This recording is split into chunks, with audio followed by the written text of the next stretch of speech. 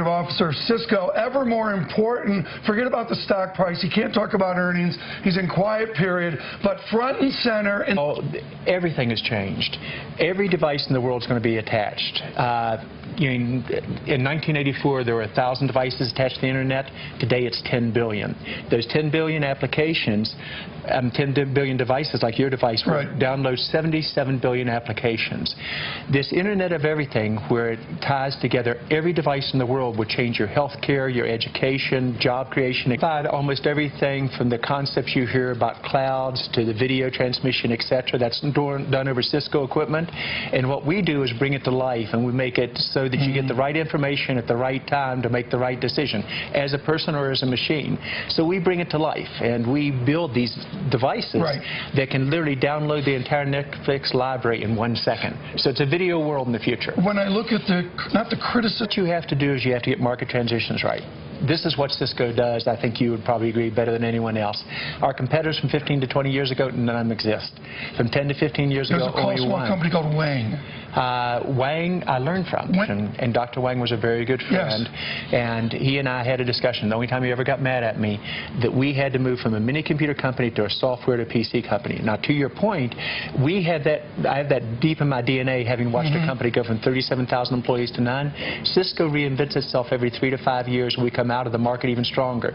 Wherever we will be next year, we have the chance to become the #1 IT company, because this Internet of Everything is a 19 trillion in the next 10 years. That's more than the entire Internet from its inception by 5 to 10-fold. So we had 16 quarters in a row with growth, and record quarters, many of those.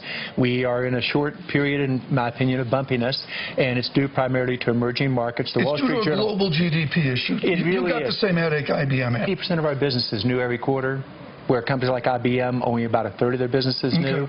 So emerging markets, the Wall Street Journal said it well today. It's about to be bumpy. We see things too. We said emerging markets are going to be very bumpy. We're the canary in the coal mine. If you understand, we're the first one to see the problems. We're the first one to see it turn out.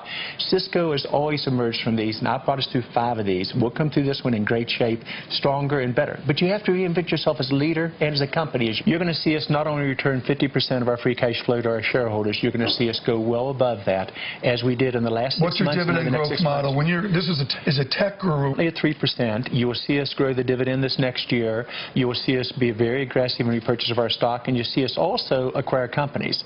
And you'll see a consistent financial plan that matches our business plan. And I think you're going to find the shareholders like that very well.